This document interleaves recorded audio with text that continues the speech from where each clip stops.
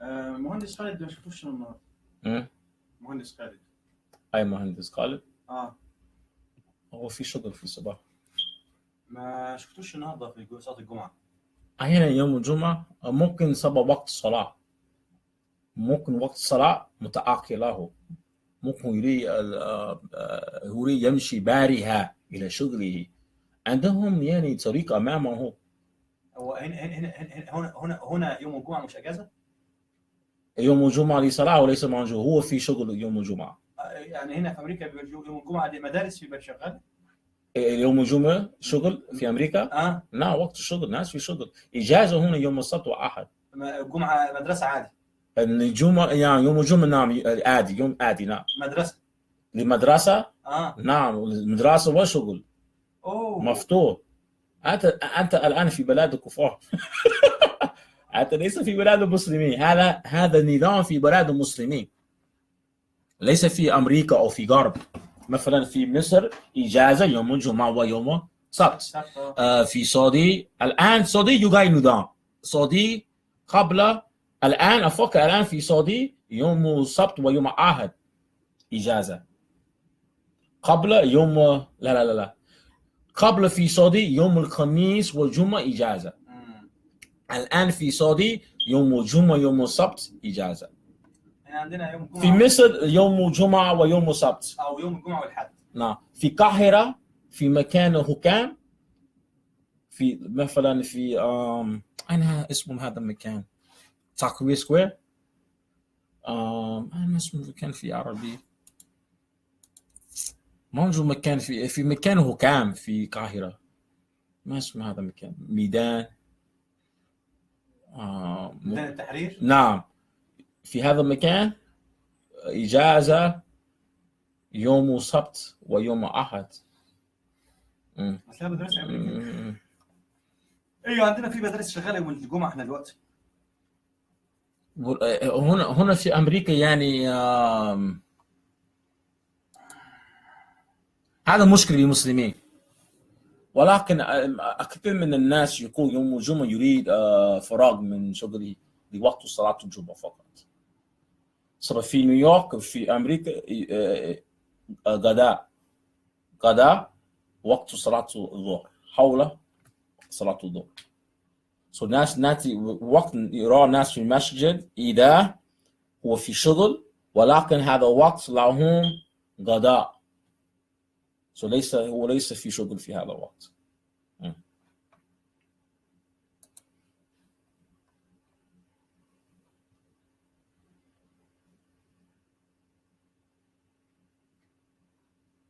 هقوم بقى عشان انام، عشان ايه صلاة الفجر. انت لو صحيت الساعة والفجر بيأذن على كام؟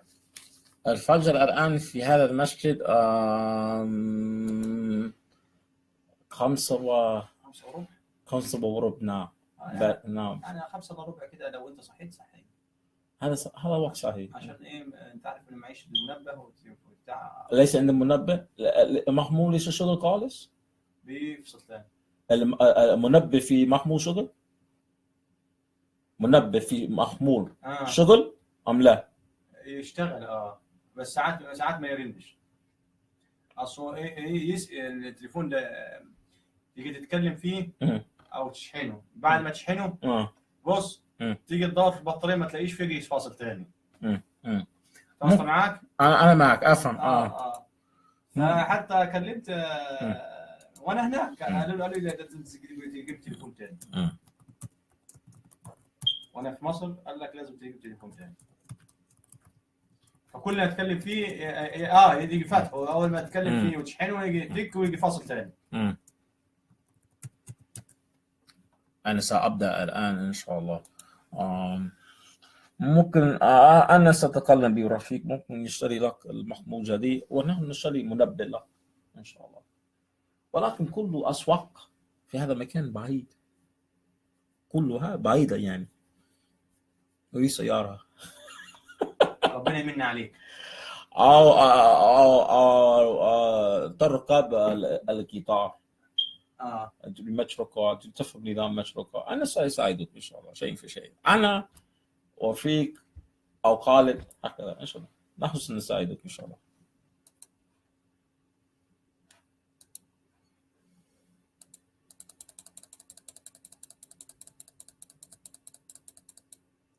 Assalamu alaikum wa rahmatullahi wa barakatuh. Inshallah, we're going to start soon.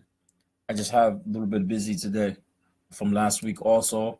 I'm just looking for some of the pages of the lesson we're going to do today, inshallah. And I have a guest with me who's a Quran teacher. He just, came into the country and he works here in the masjid. So I'm trying to answer some of his questions because he's new in the country and things like that, inshallah.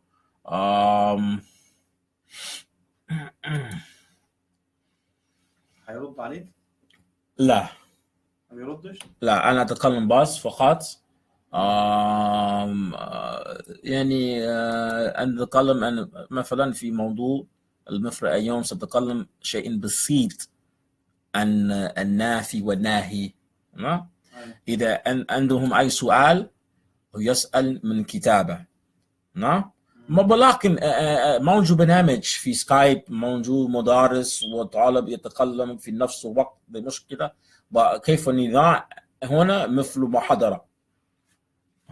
محاضرة أخذ دروس معنى شيء في النحو في إنجليزية، كيف هذا في إنجليزية، ماذا في النحو، ناصب اللغة لهم بسيط مثل برنامج أنت في قبل في إنجليزية. مثل حاجة تقع من جيبك، ظرف باين. أنت تفضل. ظرف في جيبك هنا ظرف في جيبك هيقع.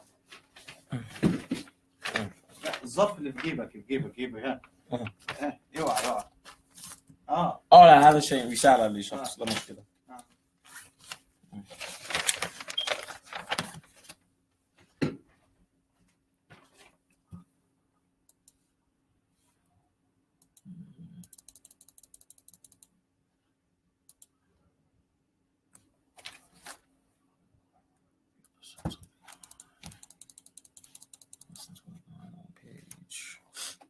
Page 115.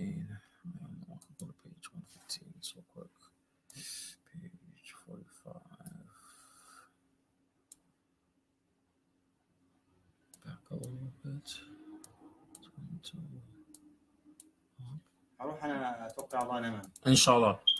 السلام عليكم. وعليكم السلام ورحمة الله وبركاته. أقفل لك عليك الباب؟ إن شاء الله. ممكن أفضل لك. طب أنت تريد تنام الآن صح؟ تفضل.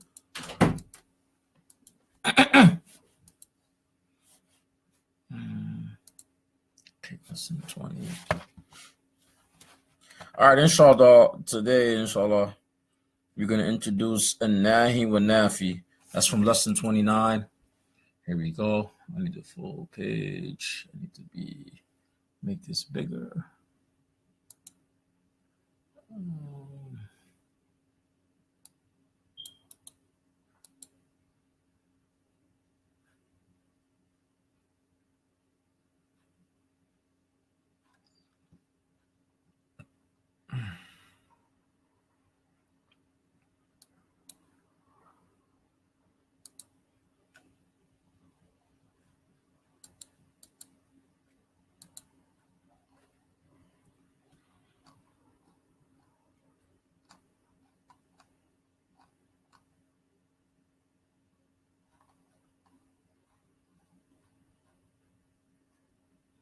Most likely I will redo this lesson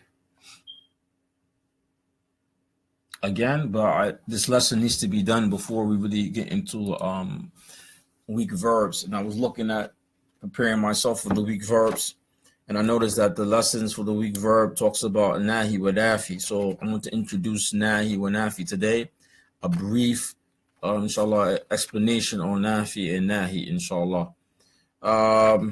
This is from lesson 29 from the book Arabic Made Easy by Abul Hashim, inshallah. You're going to do maybe for a good 10, 15, 20 minutes. I'm going to go over some of them, inshallah. I really don't want to use this PDF format because I can't blow up the page. I'm trying to blow up the page. And it won't let me. Let me just go back for a second and use another version of the book. This is supposed to be full screen. That's not full enough for me. Let me just go back, inshallah, and choose another download. This is the PDF right here. This is what I really want it right here to blow up the screen, inshallah.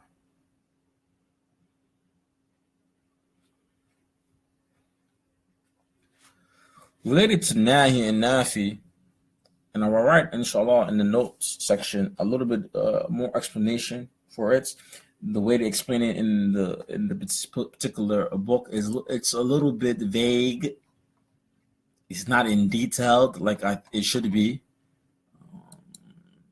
Page 115. This is 2-page-01. Maybe page 1. This is on 115. Maybe page 96.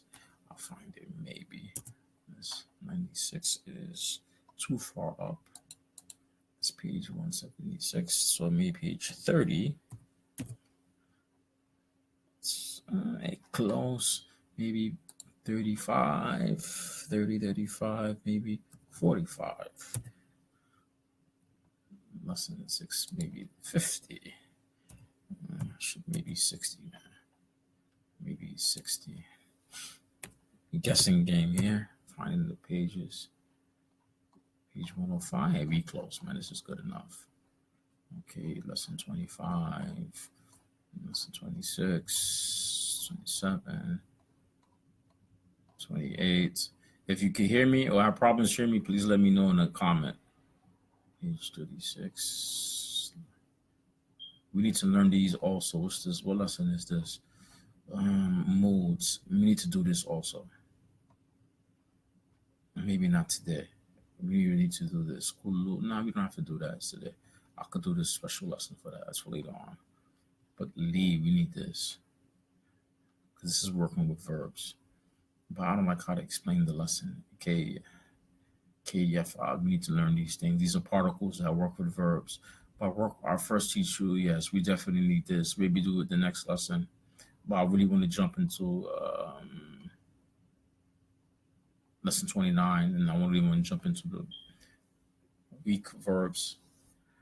Okay, so the negatives today, inshallah, I call them النهي والنفي. Okay, and they're going to teach you the difference between nahi and nafi, because one is a general negation, or like in a commandment form. I'm sorry, one is a commandment negation, and one is a negation related to some form in the commandment form. Okay, so in this particular book with the jumla, it says a sentence which begins with a noun is called a jumla ismiya, normal sentence, meaning a sentence that does not begin with a verb. All right, so any sentence that do not begin with a verb is considered to be a jumla al-ismiya, the sentence that begins with an ism, basically.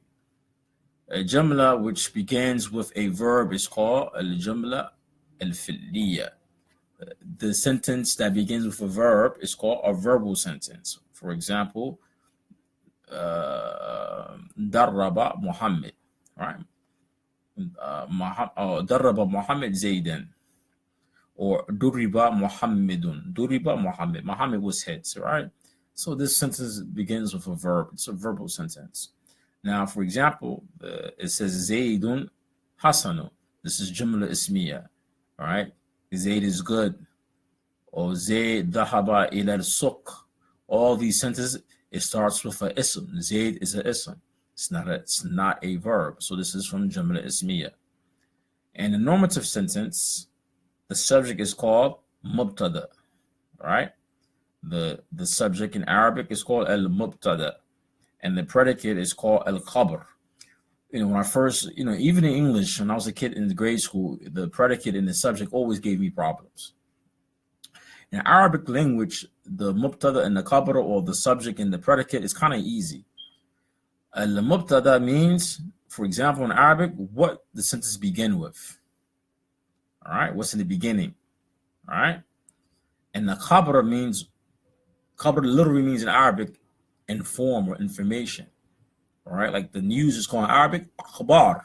All right, so khabar here is what the mubtada is talking about. All right, and that's how I memorized in Arabic. And when you start learning a little bit more deeper into Arabic language, Arabic grammar, you will see it makes a little bit more sense. Now, in the sentence, Zaydun Hasanun, Zayd is the mubtada because the word Zayd starts with Zayd. And the mubtada in the majority of the cases is going to be al-marfu'a, which is not saying it here. All right? And Hasanun is the khabar, the subject. And the sentence, Zayd ذهب إلى السوق. Zayd went to the market. Zayd went to the market. I can't see the comments and stuff. I'm just letting people know. I don't have my iPad in front of me right now. In the sentence, for example, Zayd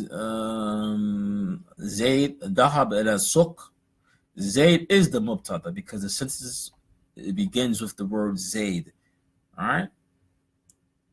And as-suq, ذهب إلى السوق is the khabar, is the subject, because letting you know what Zayd is doing, what's going on with the predicates. Usually, in most cases, the mubtada is the beginning, but there's an exception to the rules. And the mubtada always begins with, there's always marfu', but there's some exceptions to that rule. I'm teaching people that now. I make that a habit saying that.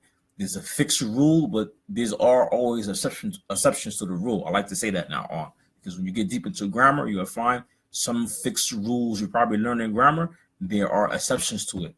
And this is one of them, mubtada. But the general rule, the mubtada is in the beginning of the word. Usually it is marfu'. Usually is in the case of marfu' in a normative case, meaning ended in tanween, damma or dammatain, right? And I don't want to get into any deeper than that until when we get there one day, which we're not going to get there in this particular book, not to my knowledge. So Zayd is the mubtada. It is the subject. I'm sorry. Zayd is the subject. All right. The mubtada is the subject. And ذهب إلى السوق is the khabar. All right. ذهب إلى السوق is the predicate. All right. Khabar is the predicate. Even in Arabic, sometimes, me personally, after years, I don't know what this stuff means in English, subject and predicate. Sometimes when I be going over books like this, I learn, for me, is reviewing the translations or its common meaning in English. But in Arabic language, when I'm reading in Arabic, I hear al-mubtada, it means what the sentence begins with. Al-khabar is talking about what the sentence, the main thing in the sentence or thing is talking about, what it's doing, basically. What it's doing, what's going on. All right? That's how I memorize it in Arabic. Because the Arabic grammar, a lot of the terminology in Arabic grammar, when you look at it and you understand Arabic, it makes sense. For example, Jamla fi'liya, that makes sense. Sentence that begins with fi'lu. Jamla ismiya, it makes sense. A sentence that begins with an ism, that makes sense. The names of them make sense in Arabic. Like a predicate. What is a predicate? What is a subject? Some people's in English grammar are not strong in English grammar. A lot of people, when they study Arabic language, like from this particular book, they get stuck. The stuck is because when they start reading subject, predicate, they don't even know what it means or what it is in English in English grammar. So in some cases, they be lost when they learn Arabic from a book like this.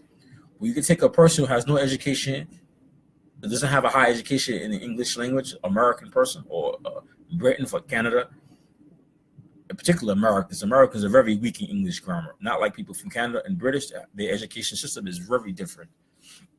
But in a person doesn't have a good background in English grammar, it doesn't mean that you can't learn Arabic. Sometimes they use these books like this to explain things, the terminology in Arabic into English, and they get confused. And I tell them, when you study Arabic in Arabic, man, never do I worry about what it means in English until I'm going to do some type of translation, or I have to explain in the English speakers what is this terminology means in English, or what is similar to its meaning in English. All right.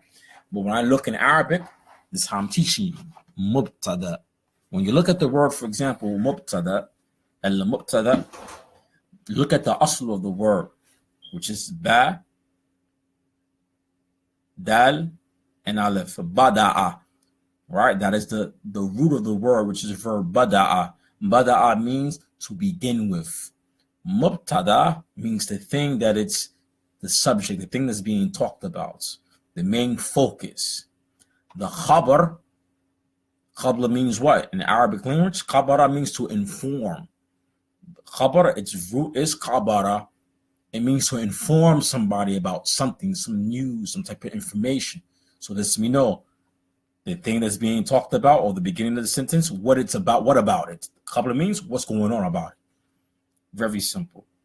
Most cases in Arabic grammar, the mubtada comes first, which is the subject. It comes first. In most cases, it's going to be the marfu'a. It's going to be in a normative case. But there's exceptions to the rules. All right? And the khabra comes after it. And usually the khabra is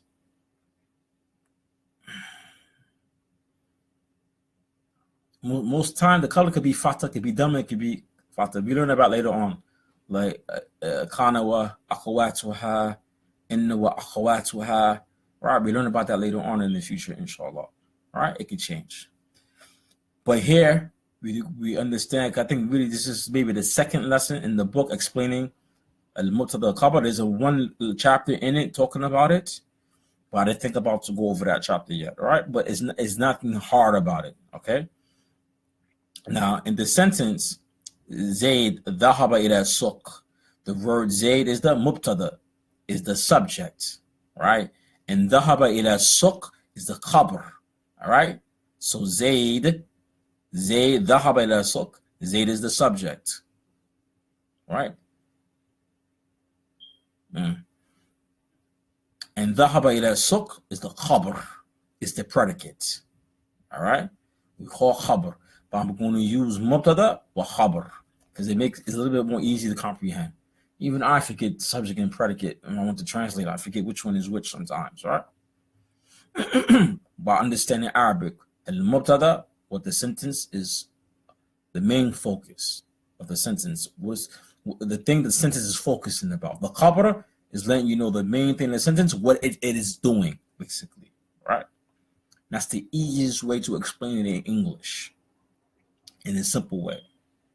So in this sentence, dhahaba Zaydun ila suq. Now this sentence now, dhahaba Zayd ila suq, the sentence now begins with a verb. So it's what? Jumla fi'liya. It is a verbal sentence. It's a sentence that begins with a verb because the first word in the sentence is dhahaba. All right. Now, Zayd is what we call the fa'il. And the fa'il is the subject. See, now you use subject. It says what? Mubtada is subject and fa'il is subject. And that's the problem with the English language in trying to learn Arabic and English. The fa'il really, it says it's the subject of the verb. All right. It lets you know what the verb is doing. All right. But a simple explanation, what is the fa'il? The fa'il is the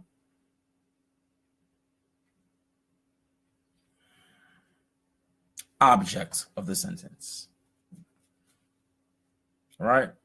It lets you know the verb is on what person. The verb here, dhahaba, Zayd, falls on Zayd. The verb here is correlates with Zayd. That's why it is in the form of dhahaba when the conjugation is conjugated for the third person, singular, male, that is absent. All right?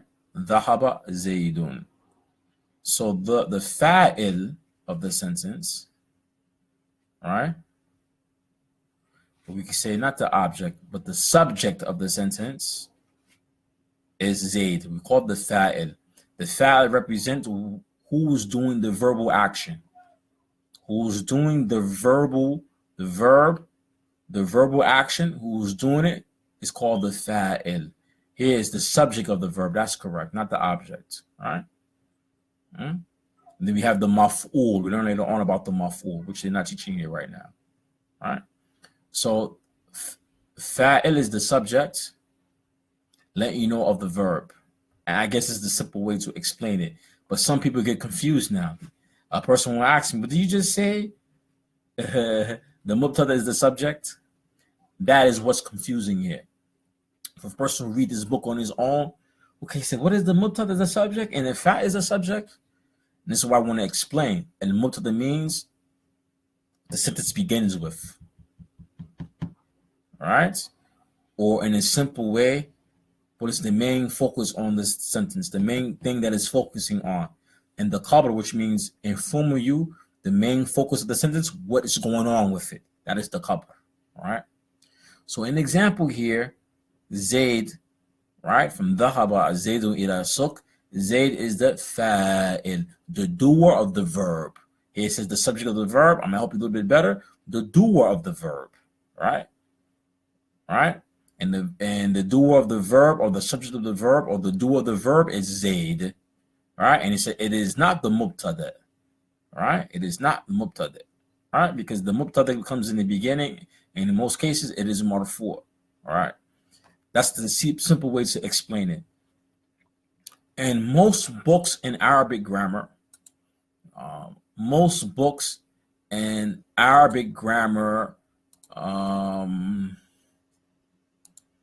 when it comes to the subject of mubtada and khabar, most modern style books on Arabic grammar, and the classic books too on Arabic grammar, because there's a different style in writing. The classic Arabic books in writing explaining Arabic grammar is different from the modern style of books writing or explaining Arabic grammar in Arabic.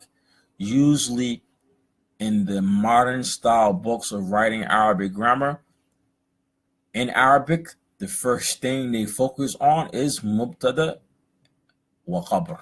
That's the first thing they teach you. All right.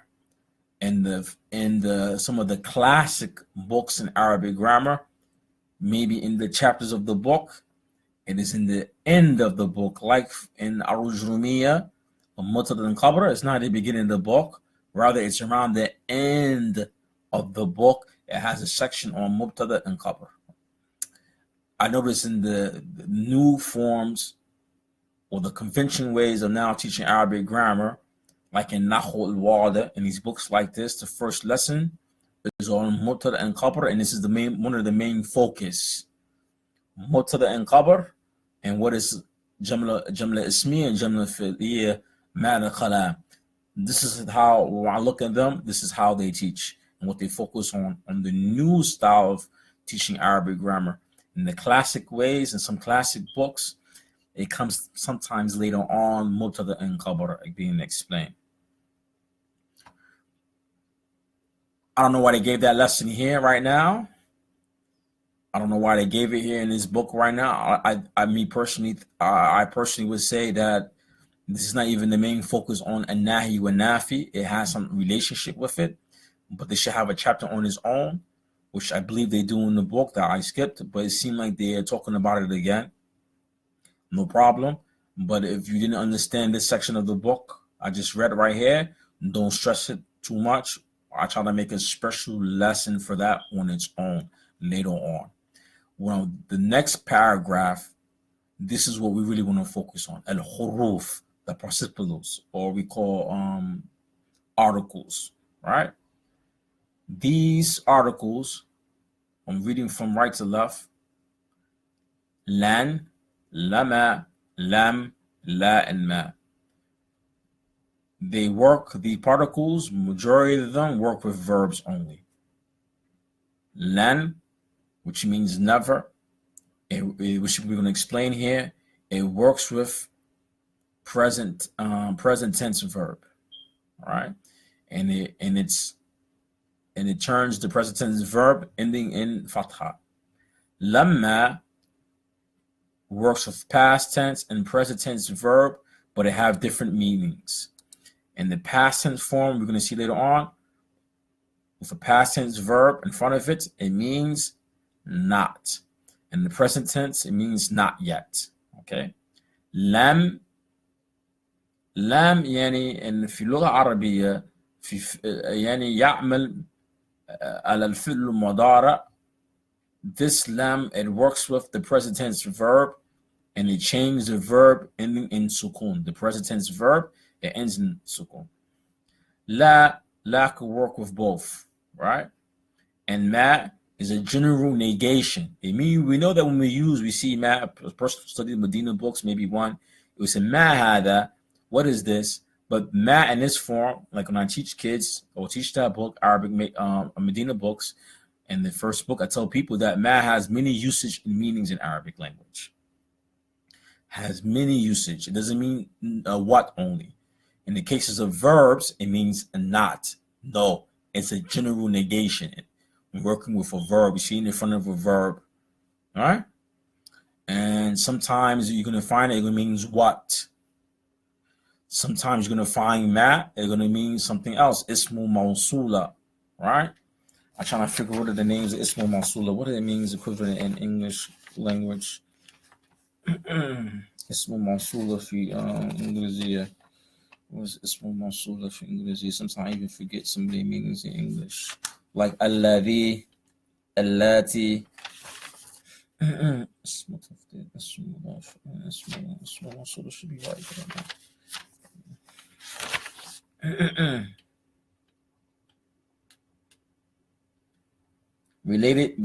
Relative pronouns, all right, like he, who, which, all right, it means that also. We fall and find in the case of Ismu Mawsula. I don't think I have a lesson on that yet, which I need to have a lesson on that, inshallah. I think maybe we did have a lesson on that. Alladhi, alladhani, alladhina, like this. Allati, allati, all right?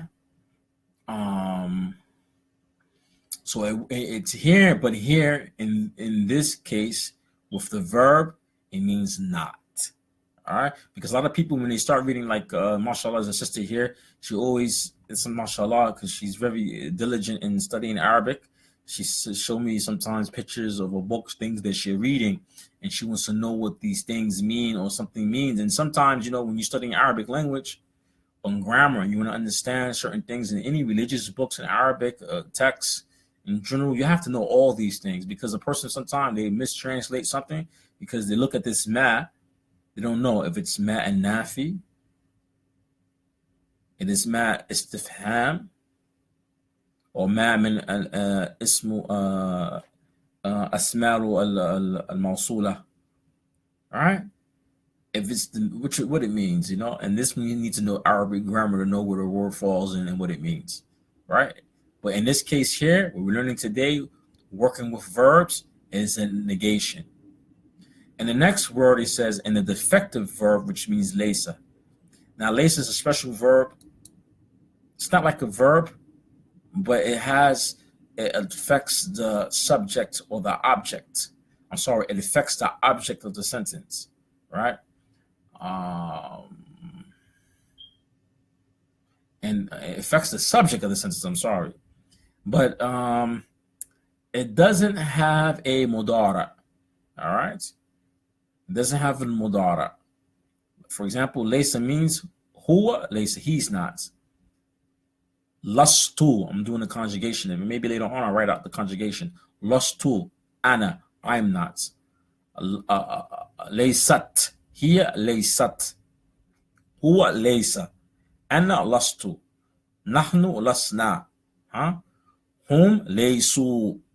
Right, so it has tasrif for the same conjugation for the past tense verb, but there is no present tense conjugation for it. And it's a negation. It means not, right? And this is a simple explanation in this book. They're not really getting into detail, except for in this section. We're going to read the next page, page 43. Now we're going to learn about ma. And this is a ma as a general negation. A normative sentence may be negated by this participle ma, which means no or not. Ma mu'allam kal mu'allami. No teachers like my teacher, right? Ma huwa min Quran. This is not from Quran. So this is the general negation, ma. It works with verbs. It works by itself, right? It means no. In some cases, it means no or not. Sometimes it means he, who, or which you're not going to get in this particular lesson. I don't think they talk about that in this book, period. Sometimes it works with verbs. Right? So continue reading. Ma mu'allam kal mu'allami. There's no teacher like my teacher. All right? Ma huwa min ما هو من القرآن. Here it means negation. This is not from the Quran. All right? ما هو من القرآن. Huh? It means this is not from the Quran. So ma here means not. This is not from Quran. So after ma in these sentences, the mubtada is marfu'. So the subject of the sentence is marfu'. All right? In the cases of jumla fi'liya, in the verbal sentence, ma means negating the past tense when the verbs in the sentence is past tense. All right? Here's example. ما ذهب زيد إلى السوق. Zayd did not go to the souk. Some people, when they do translation, they get confused if they don't know. They think it's a question. We hear it's a general negation of the past tense. Zayd did not go to the market. Ma, the negation of the present tense verb when the verb is in the sentence of mudara. So now the meaning of ma in the sentence when the verb is from the present tense, right? Ma yaktubu Zaydun. Zayd is not writing, right? So in the past tense and the present tense sentence, right, it's negating the past, right? Ma negates the present tense when the verb is in the sentence. So, okay, yeah, so when it's in the present tense, it negates the present tense, all right? And when it's in the past tense, it negates the past tense. La. You have la, the general negation, and the negation of a commandment. I don't know which one they're going to explain here. Maybe they talk about both. This participle la, right, when it's in jamliya, al-jamliya to al-ismiya, when it's in the normal sentence, or we say the sentence that start with an ism, it means no, right? The mubtada, the subject of these sentences, is then mufrad. Right? The subject is in singular form, right? And the singular form of the mufrad, the ism with it is mansub. For example, without tanween. For example, la rajula fi darin. And we see this example in the kalima shahada. What's the kalima shahada? If we look deeply, the kalima shahada is la ilaha illallah. La ilaha. The word is ilahun. When we have la, and the next word after the ism next to it, after it is mafrat, la ilaha, it becomes mansub. And we see a clear example of that in the shahada. La ilaha illallah, for example. La rajula fidar, there's no man in the house. All right, so if it's in jamla ismiya, if it's in the normative sentence, since that begins with a ism, right, there are no more than one clause. And the la is used for every clause. The noun following la may be marfu' with tanween, for example. And he's saying, okay, there's to be an exception in the rule. Like I told you, every rule there's exception. So he gave another example. La rajulan fi dari wa la imra'. So he said that if you're going to be a clause in the sentence, meaning you're going to continue talking and you're going to add like a conjunction to it. All right, and waw is a conjunction. Fa is a conjunction. We really didn't get deep into this stuff yet. La rajulun fi dari wa la imra'atun.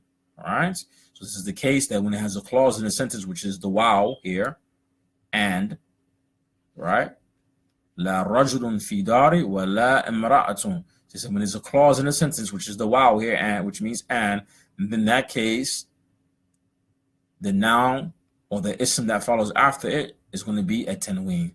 All right, la rajulun.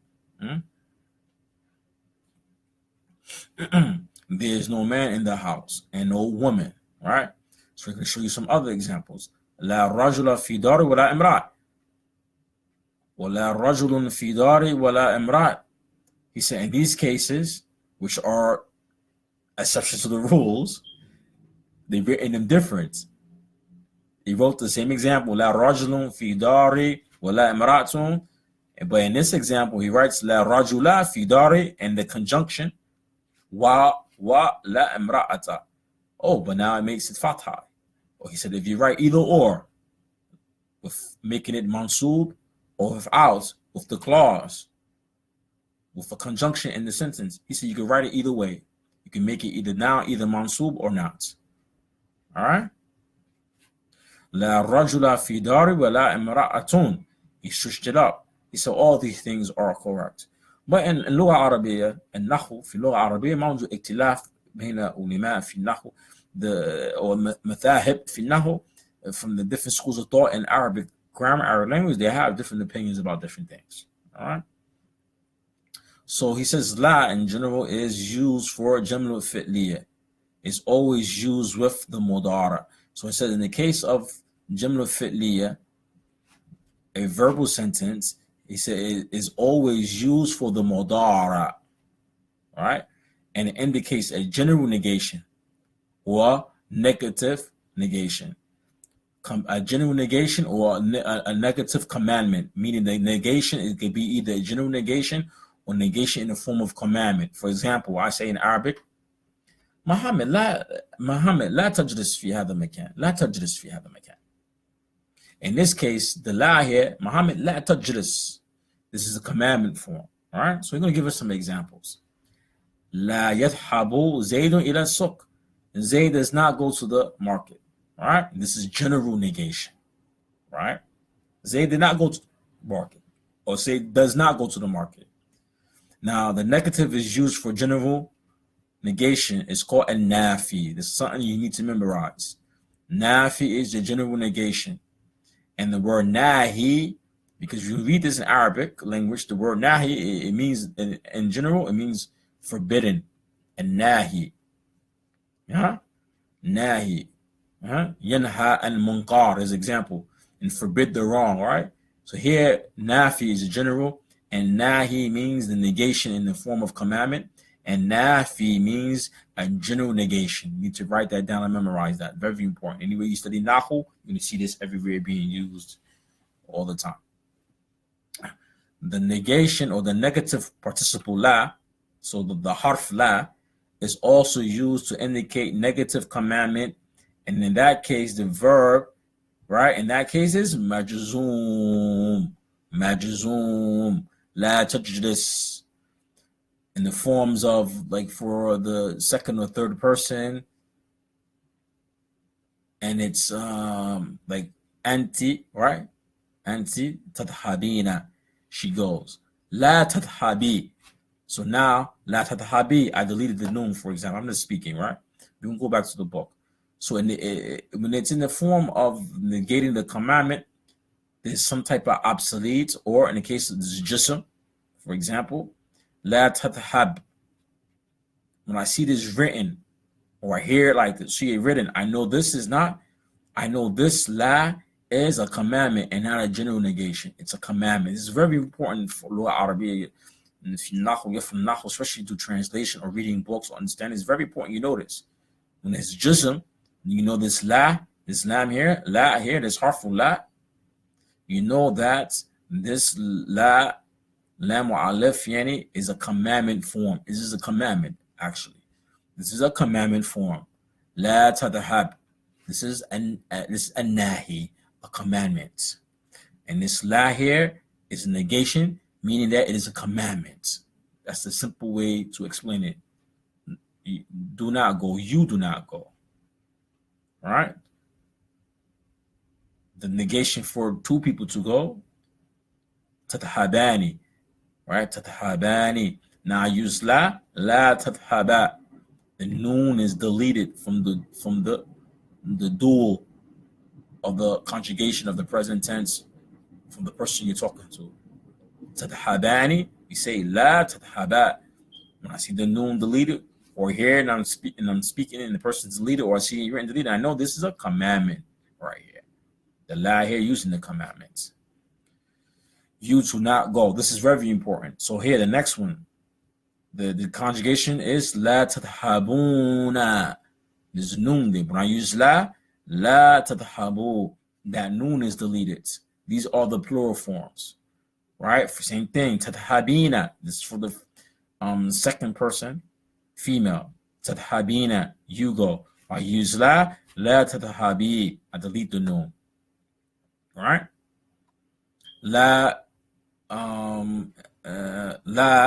Except for the feminine, except for the exception, the female form, which the noon is added of the female form, to the habanat, which means you, plural women. Go talking to a group of women. When I use la now, the noon is not deleted, because if you delete the noon, a person might think he's talking to somebody singular if you delete the noon. So the noon there, it stays. That's the exception of the rules. When I told you, you're going to learn the rules, you'll see things deleted, you're going to see, oh, there's an exception. All right? Talking to the second person, feminine, plural, which is the habana, the noon stay is not deleted. Because if you was to delete it, it would say tadhab. You think you're talking to a man. La tadhab. If I say that and delete the noon, la tadhab, I'm talking to a man. You do not go. So in the case of the noon for the plural of the second person, speaking to a group of women, second person, I keep the noon. Because if you was to delete it, la tadhab means you're talking to a man. Do not go. All right? La tahabbanat. The noon stays and is not deleted in that case. All right? So the negative commandments are called an-nahi. An-nahi. These are the negative form of the verb.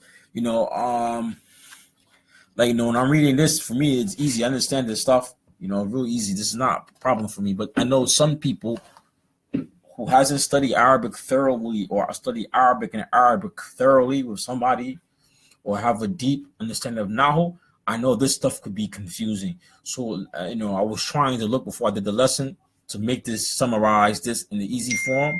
Well, inshallah, I will try to do, inshallah. All right? Find this to make this a little bit simpler form in Arabic grammar, inshallah.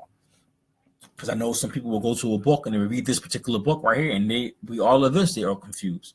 And this is why I say, all the previous lessons we did before, you have to really memorize them, know them well, terminology, what's going on with the rule, what is the rule, what are some of the assumptions that I taught you, or have some of the terminology good. And then we could, following up with this book, it will help you with this a little bit, or studying a book like this on the side of studying a curriculum like Medina book, the Medina series, or Arabiya Bina Yadayik. This book right here, or another book like it work well with one of these conversational Arabic books, or learning Arabic grammar through one of these language books in all Arabic. This will accompany you. Because sometimes people learn Arabic grammar in Arabic and they're a little bit weak in understanding the rule. A book like this could help them or assist them in understanding the rule. If anyone have any questions, this is the time to ask, inshallah. So now, al-fi'lu al-madi.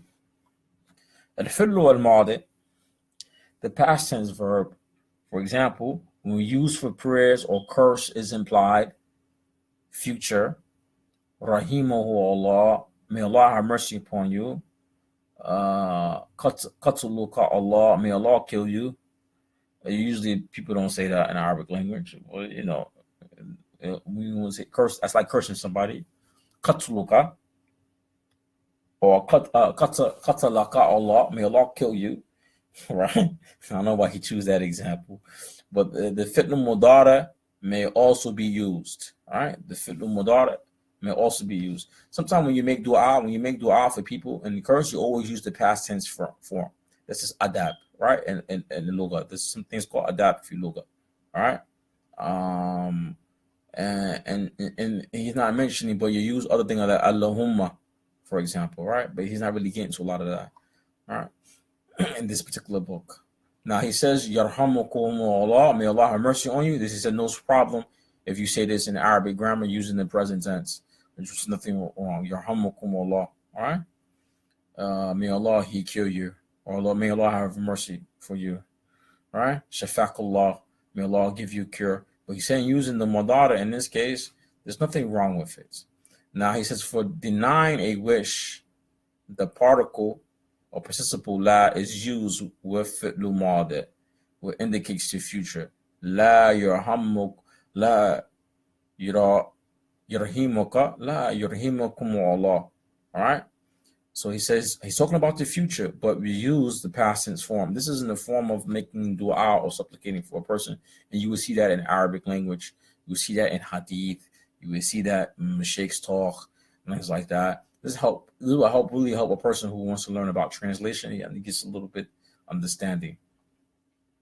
Lam. The participle and lam is used for the fi'l mudara and it's juzm. Juzm means that the past tense, the present tense verb ends in sukun. Juzm means sukun on the present tense form of the verb. So lam, it uses the present tense and it negates the past, right? So lam, you never see this on no other verb except for the present tense and it negates the past. Lam yadhhab Zaydun ila suq. Zayd did not go to the market. Zaydun wa Bakra lam yadhhabani ila suq. Zayd and Bakr did not go to the suq. You notice here in the first example and the second example, there's a difference. Look at the conjugation. Zayd did not go to the market. Lam yadhhab Zaydun ila suq. Wa Zaydun wa Bakr lam yadhhaba ila suq. So Zayd and Bakr lam yadhhaba, delete from yadhhabani, delete the noon, ila suq. I could also say in Arabic, right? Lam yadhhab Zayd wa Bakr ila suq. I could use Zayd if I use in the beginning of the sentence, Jamlu Fitli in the beginning of the sentence. If I use this verb, I can use it for second person singular, talking about 2 or 3 people. Right? We'll learn that later, but maybe later on. I think I have mentioned that in other lessons like this. Okay. La may be used to continue a series of negation. Yes, meaning like something like similar to a conjunction, right? So he says that you want to continue, la be used to continue a series of negation, right? For example, in the case, the verb after la, for example, huwa lam yadkhil ad-dar. Someone say, why it has kasra here? It really should be jism, but for the purpose of kira, they put the lam. All right, we learn that later on. Maybe some people who knows kira in Arabic language, you see they put kasra, right? La nadhara ila shay'in fiha. All right, so huwa lam yadkhul ad-dara.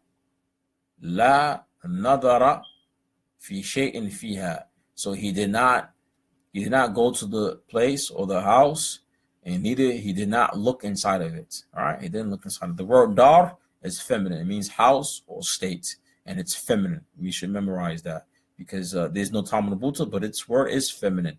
Right, dar means state or house or country, like this. All right, and it's feminine. That's why it says fiha. He did not enter the house, and he's not look at a thing in it. All right.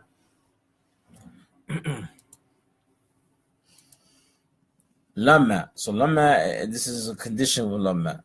It says lamma with the mudara. Right? It means not yet. And with the past tense, it means not. Right? So lamma, when it's used with al-fi'lu mudara, it's fi'lu mudari al-majzoom. I don't know, it's a typo in this book. Right? Majzoom. Right? It means not yet. So it makes the present tense verb only. The present tense verb is juzm. Lamma yadhhab Zaydun ila suq. Lamma, when Zayd went to the market. When Zayd went to the market. Zayd has not went to the market. Has not yet went to the market. Right? So Zayd has not yet gone to the market. So lamma, when it's used with the past tense, it means when. When. All right? It means when, and it also means not. Right? It means when, but it also means not. But here, in the case it's going to give you, it means when. All right? لما حضر زيد ونصرف بكر. So when Zayd is present when Zayd is present, نصرف بقر. Why it says نصرف بقر? What's wrong here? انصرف بقر. I'm sorry, I'm reading wrong. انصرف بقر. So انصرف means like here it means came, but in Arabic it really means like انصرف means to movement. Like a movement, a change happened, right? Here, so that's why it translates to change. So when لما حضر زيد انصرف البقر. So when Zayd came, a Bakra came, right? We came up, we end up being with us, right? So lamma, it means not and when. That's correct. It means for the present tense, it means not yet. And for the past tense, yes, it means when. It means when, and that's correct. There's a few words for when.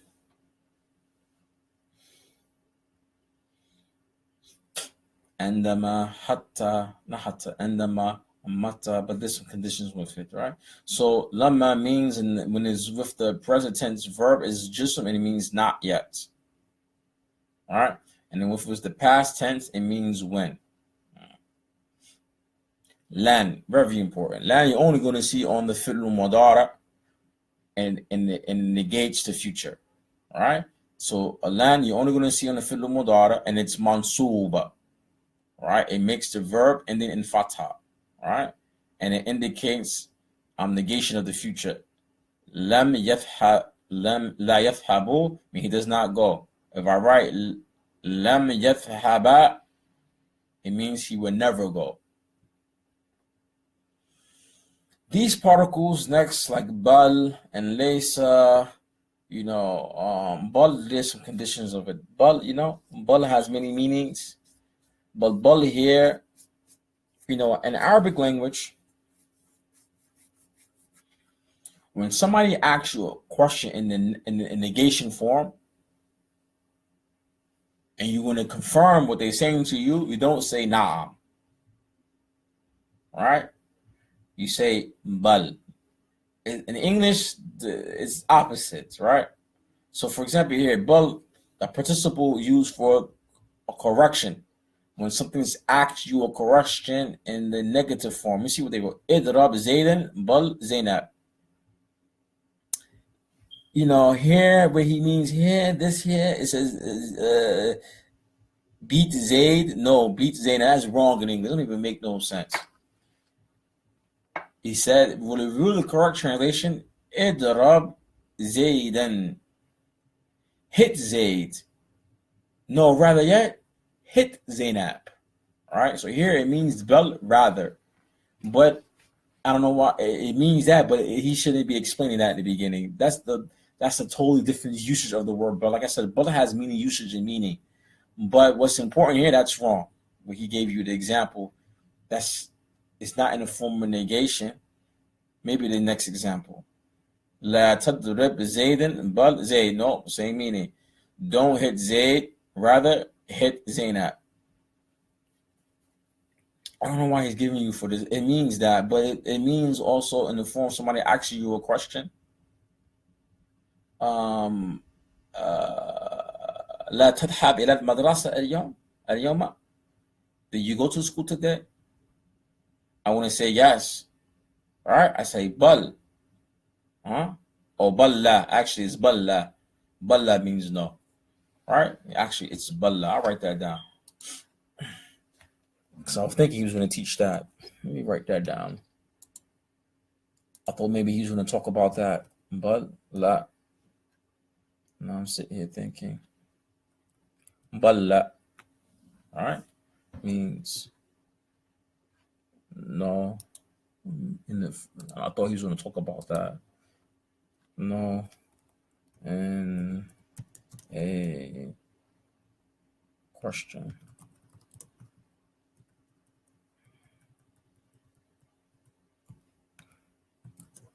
Nay.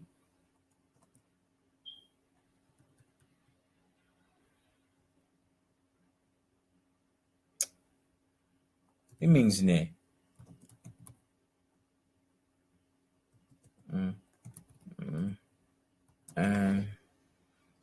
means nay. I believe it means nay. And Balla means the correct translation. I'm trying to, it's kind of late. I don't want to get words confused. And Bal means, in this case, an example means rather. Rather. It means rather. But there's some conditions. I thought he was talking about that. I thought he was going to come with that, actually. Yeah, Bal means negating. It means no, it's negating. You know, I thought he's talk about Balla. Yeah, this is the time he should talk about that, but he's not writing it. So Bal, it means no, but it really means neither. Idrib Zaydan. Idrib Zaydan. Bal Zainab. Like, hey, hit this person. No, rather yet, hit Zainab. That's the best way to translate it. But I thought he was going to talk about Balla. I'm sorry. My mind is somewhere else. Balla means like nay also. Next one is called Laysa. Laysa means not or is not. So there's no really is in Arabic, right? That's what it means. It's a negation. It means no or not. Is not, but there's no is in Arabic. This translated in English, you have to write what makes sense, how English speaker understand.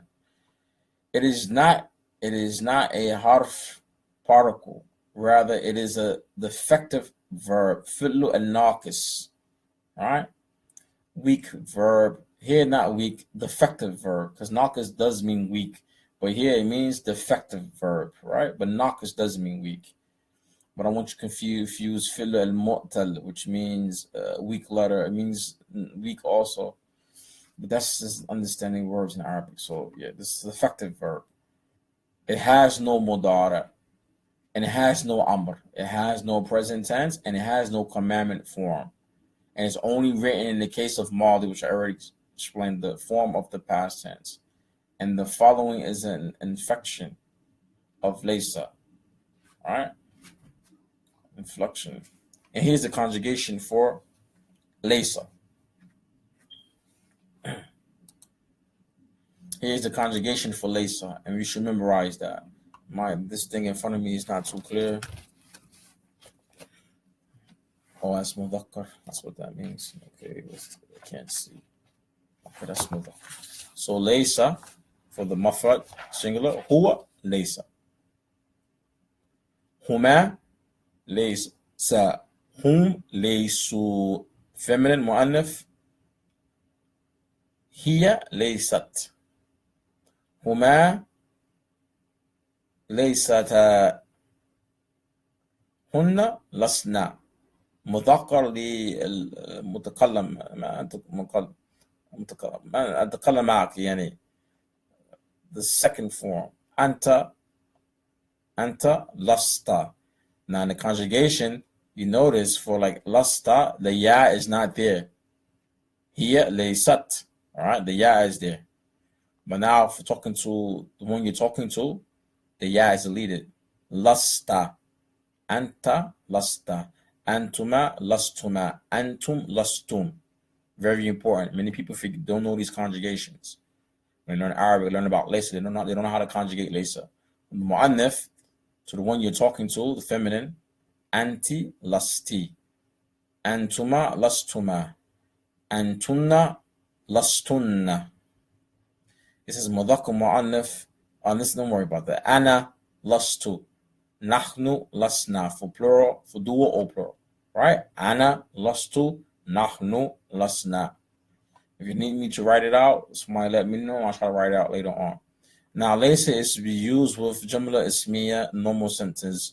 And the mutada of the sentence is always marfu'a. And the qabla is mansub. This is very important for laysa. Why don't give no example? Let's skip to the example.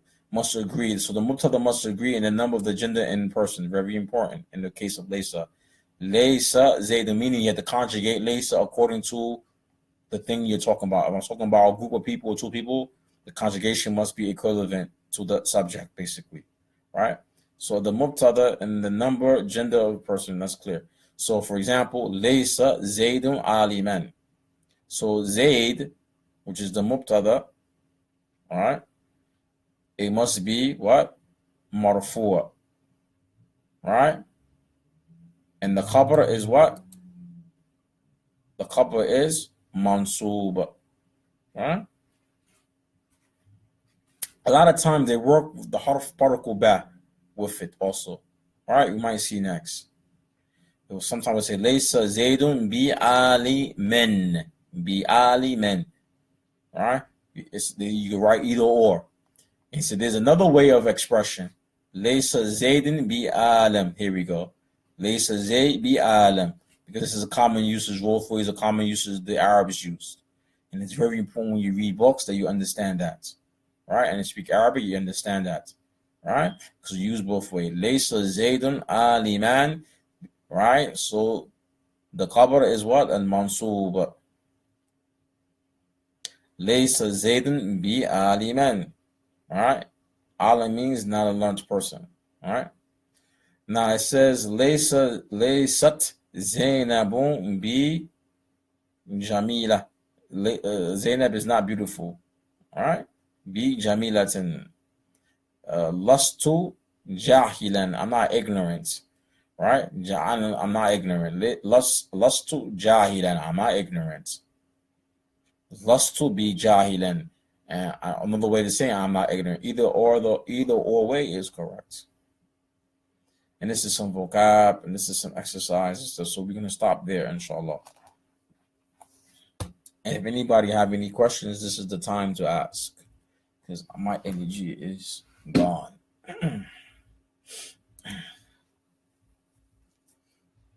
So anybody have any questions, it's the time to ask. I will try to write out later on, maybe tomorrow, to conjugate laysa. I'll put it in the notes, inshallah. I will try to find another way, a simple explanation of writing these particles. Anybody's familiar with the Medina books for nahi and nafi? Nahi means a negation in the form of commandment, and nafi means general negation. Anybody familiar with the Medina book series, the second book for the grammar? They explain these lessons very well with examples. All right?